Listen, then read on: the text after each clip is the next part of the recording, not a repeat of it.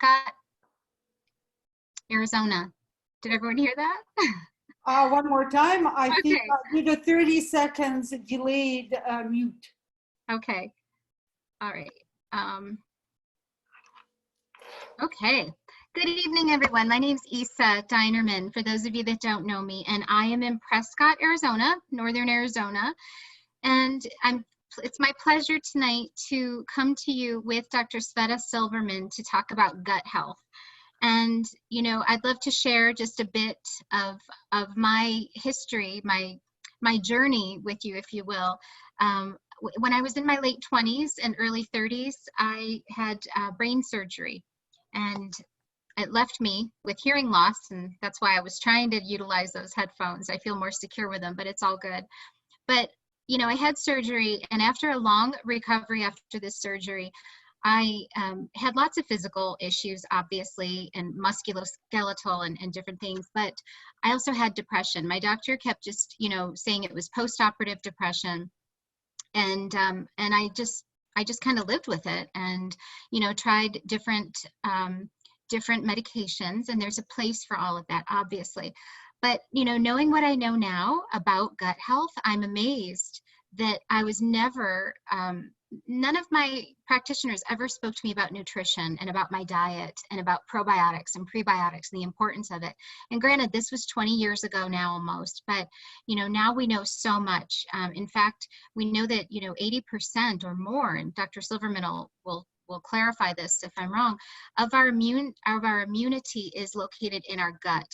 And so a happy gut and a balanced gut, a balanced microbiome is going to help with our mood, our overall physical energy, every aspect. So, you know, it's so important. And I think that in today's world right now, as we're all trying to focus on how to be healthier and feel more vibrant in these days that we're at home, it's important to learn and optimize what we do know about gut health. So I'm pleased to be presenting to you tonight with Dr. Sveta Silverman, and she is in Edmonton, Alberta, and she is a surgical pathologist and a dear friend of mine. She's a yogi and, you know, in my mind, an expert with nutrition, and she just teaches me every day.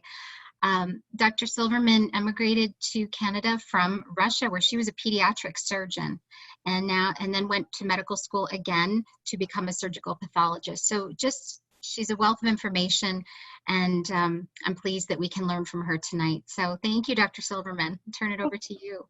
Thank you, Isa. You know, just so humbled, you know, when you called me a yogi. It's interesting because, you know, I'm thriving, and every time I take a class of more and more advanced yoga, so I call myself, I'm a baby yogi, because Isa does a yoga in an absolute amazing way, kind of upside down. That is incredible. And, you know, I have never tried it yet, but it's above and beyond me. It's just awesome. And plus, she's a flamenco dancer. How awesome is that, with the name of Isabella, guys? Really? It's just incredible. So back to the glory, back to the gut.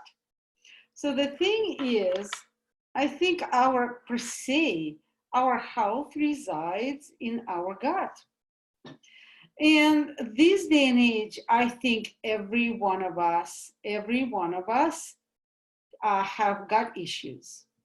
It's not because of, well, it's obviously because of us, but it's also not because of us, because the food is depleted, right? And we forgot and sort of neglected our ancestors with that homemade food and that beautiful fermentation. Like, I'm Russian, so all this fermented pickles and cabbage and you name it, it was on the table. And that's the health. And also, when does the gut health begin? The gut health begins with the birth. You know, when the fetus or newborn child goes through the mother's birthing canal and is getting covered with that flora. So now sometimes we sort of, you know, the indications and the cesarean section, but also, again, going back to my childhood, per se, there was no such thing as formula. There was breast milk. There was breast milk and the breast milk. And now we have formula. But the breast milk develops and builds that children's gut, and the foundation of gut health begins in the childhood. Another thing, what disrupts our gut and microgut health is antibiotics. Of course, I'm not denying antibiotics. Antibiotics are needed because then the infections need to be taken care of by antibiotics. But whether we like it or not, the antibiotics are going to harm the microgut or microbiota. So what do we do and what is it all about? So let me start sharing the screen.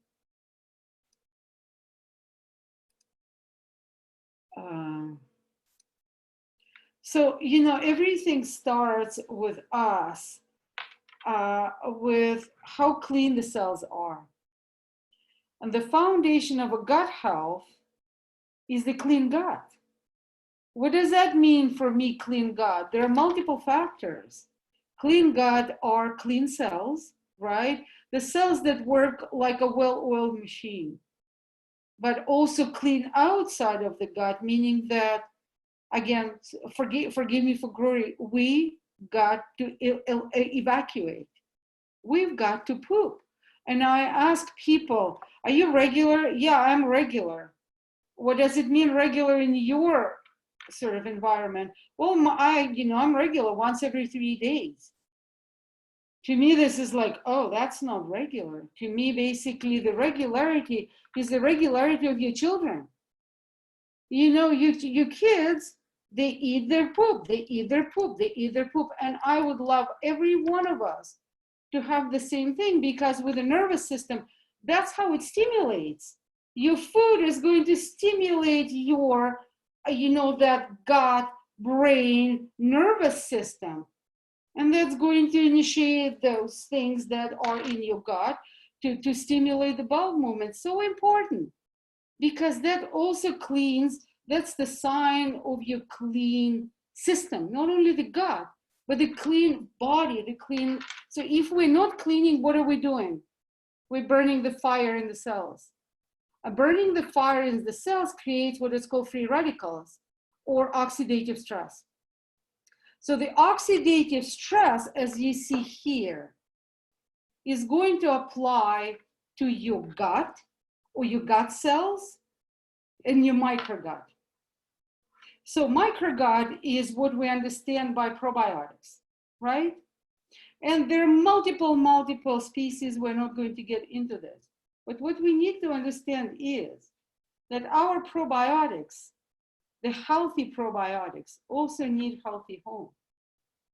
The analogy is a molded house, right?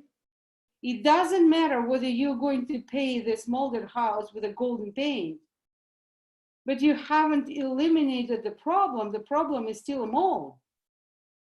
So, it's like we absolutely need to fix, to repopulate, reactivate, and reboot our microgut, to kick those guys in the butt, in their microgut butt.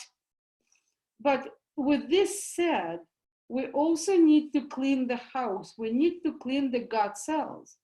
Take a look at this picture. See, those cells are normal cells, healthy cells. Look how beautifully they align. And then when you apply this free radical damage of different sources, whether it's the stress, outside stress. Remember, you are sitting exams. I do. When I was getting ready for the exam, the morning was spent in the bathroom because my gut was talking to my brain. Is it stress? Yeah, it is stress. So then the stress is obviously your bad foods. So look what that creates in your gut. It creates the havoc in your biochemistry. We're not going to get into this, but it also creates holes. You see normal cells, you see how nicely they're aligned? They have channels, but these are normal channels. They don't have gaps. This is a abnormal channel. What is it going to cause? It's going to cause the leakage of toxins. So for example, if you're constipated, right? So what's going to leak through this channel? You get the idea, right? So another thing is, and this is the concept of this free radical damage and cellular stress. So now, another concept when we are stressed and the cells are stressed, see, when the cells of the gut are normal, so this how it goes. The first layer is your microgut, your probiotics. The second layer is your mucus. That's your barrier. That protects from, that's your defense. Then are your cells, which are helping with absorption and digestion. And then because they promote the nutrients and minerals and whatever have, or chemicals, they have to, then it goes into blood and the adjacent tissue. It's an immune system. Our gut has its own immune system. It's called gut associated immune system or mucosa associated immune system, MALT. So now, when we are stressed, see the difference in the color? So these are the good guys, which are already depleted, and they're repopulated by the bad guys. There's always a war in the gut, always a war between goods and the bads. You want this, you don't want this. But then look at the layer of protection. You see how thin it is? So where does the garbage go? It goes here. So, and then it creates dysregulation. Now, so this is electron microscopy picture of this hole. This is the channel. So now, this is, this picture per se is near and dear to my heart, because to me, the foundation of health doesn't begin with probiotics, doesn't begin with supplements. The foundation of health begins with the nutrient-dense foods, and that does not apply neither to Dunkin' Donuts, nor to Tim Horton donuts. Because the best part of a donut is what? The best part of the donut is the whole. Meaning that this is the foundation. You see the colors, you see the variety, and it's a fiber-rich food. Fiber-rich food only applies to plant-based diet. And you see that creates that balance. That creates the balance of probiotics and the mucus. And then this creates disbalance. Microbiota eroded. It erodes mucus layer, then it goes in. But this microbiota is already pathologic, meaning that the bad bacteria, not the pathologic, forget the word pathologic, pathology speaking, just the bad bugs, our competition bugs. Now, so this, to me, when we talk, everybody now is talking that our gut is the second brain, everybody. So everybody now is talking about gut-brain connection, and now there's a new thing, gut-heart connection. Because when we feel, love, we have butterflies in the stomach. When we feel angry, we do not have butterflies, but we still have something in the stomach, right? So look at this. So yeah, when you have this channel, this hole, and you have a toxin, and then it goes into the bloodstream. So then it goes right here, that goes into the brain. So now it's a live presentation, so my husband has to know what am I doing. So now look at this microgut. You call this living? Well, yeah, that's, we don't choose our home. Microgut should live there. Now, this is interesting. So today I'm actually changing my presentation a little bit to show the significance. First of all, what I want to show you is, look at the numbers of the probiotics. Look at the numbers that a little bit in the stomach, a little more in duodenum, small gut. duodenum, jejunum, ileum, it's our small gut, and the majority of our probiotics are in the colon. We know that. That's what per se, conventionally we call microgut. Everything is microgut. Now, what we don't talk about the significance of our probiotics in the small gut, despite they're very, very precious in 10 and 4 and 10 and 3 to 10 and something. I can see, I have pictures. So as compared to this tens and billions, 10 and 9 and more, because the importance of microgut and small bowel is small bowel absorbs and digests. Let's put it, small bowel digests and absorbs.